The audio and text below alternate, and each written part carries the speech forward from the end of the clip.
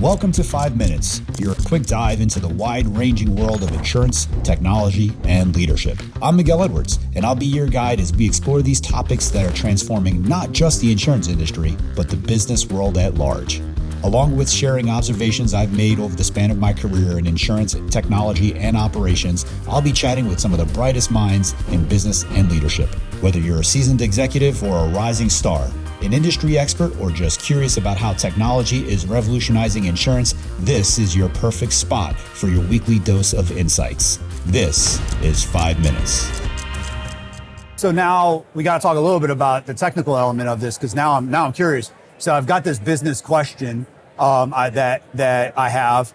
My gut tells me that now I've got to go after all of my systems of record. I got to figure out how to homogenize all of that, put that in a data warehouse, and then I can do stuff with it. And I'm thinking about the big monumental lift that is. Is that the approach that we're taking in 2025? No. What are we doing? That's old school. I love it. Yeah, so back in the day, you would have to, connect all your system into a staging layer. That staging layer, you'd have to figure out, okay, how do I model these dimensions here and there? That's the old way of doing things. Okay. Nowadays, you can basically take all of your data, but before you get all the data, get the metadata, the underlying definition of those columns, fields, tables, and then provide additional context as to what that means. Okay. You feed that into a model, specifically. You could use a generalized model as of now, or you can use that model to provide specific training sets on the schema, the underlying definition of what that data means. Okay. And then you use that to provide you additional recommendations as to what your schema should look like.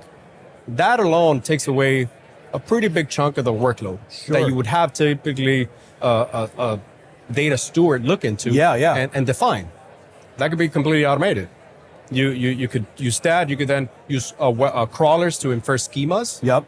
Compare those schemas into the recommendations, and then that's a really good starting point. And what used to take months to do, you could now do a day or two. That's phenomenal. Yeah. That's phenomenal. Let me fast forward and let me picture Nirvana.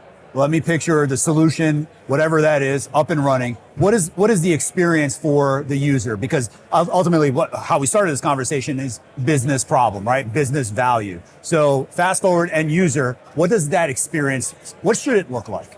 A business user should be able to log into an interface, ask a question like you and I are speaking. Yes. And get a results. Right. That should be 100% tailored to that question. Right. And should solve that question, provide you insights, provide you recommendations as to how to handle this data that you're now looking at in front of you. Right. And additional variations of what that data can be or should look like, or maybe even suggestions as to what strategies could work aligned with the business to make something out of that data. But now, does my question have to look like if class code equal and payroll check and this, that, all these if then statements, is that how I'm asking my question? So that was the Power BI ask and question and answer product that came up with about 3 to 4 years ago. That's, I think, tabled by now. Okay. That was an issue they ran into. They had to be very specific in how they structure that question. That's right, because I'm thinking about training the business user to do this. Right, and that's another constraint to adoption. Right. So that's the thing of the past. Now with large language models and the ability to use adapters and also fine-tuning of those models, you can add enough context and enough training data to even samples of your reports of what that data should look like to have the models have really good context awareness of what that question means. Got it. But again, it has to be, if you're looking at taking a machine learning model, even an open source model, you got to take that model, put it into its own siloed ecosystem, train it into the specific data that the carrier has, provide all the different use cases that are relevant to the data that you're already producing from your system of record. Sure. But just get them as samples. Right. And additional training into those models. And then eventually you get a product that actually provides meaningful insights, has real context awareness. I guess the one last piece here, though, that I'm still a little confused about is, are you suggesting that I no longer have a need to bring all of my data into one centralized place? I can leave those systems of record with their data where they are, and then this solution grabs data from it? I would still stick to the data lakehouse approach. Okay, got it. I think that's number one requirement. Okay. That solves many problems. For example, if you're going to have a system that is constantly pulling resources from a system of record, that becomes an operational constraint. Sure. So you definitely don't want to do that. Right. Putting everything into a data lakehouse where you can stream data in real time as events take place, then you can have your data team work on that data lakehouse, answering these problems. Yes. The system, whatever system it is that has these capabilities, put it on top of that data lakehouse to then fetch data from there.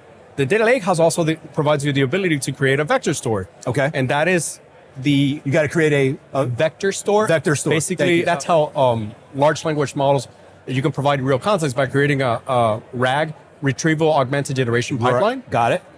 And once you start feeding that vector store with binary, basically the vector data, Yep. then you can put a layer in between your large language model using the RAG so that it understands in real time what you're asking.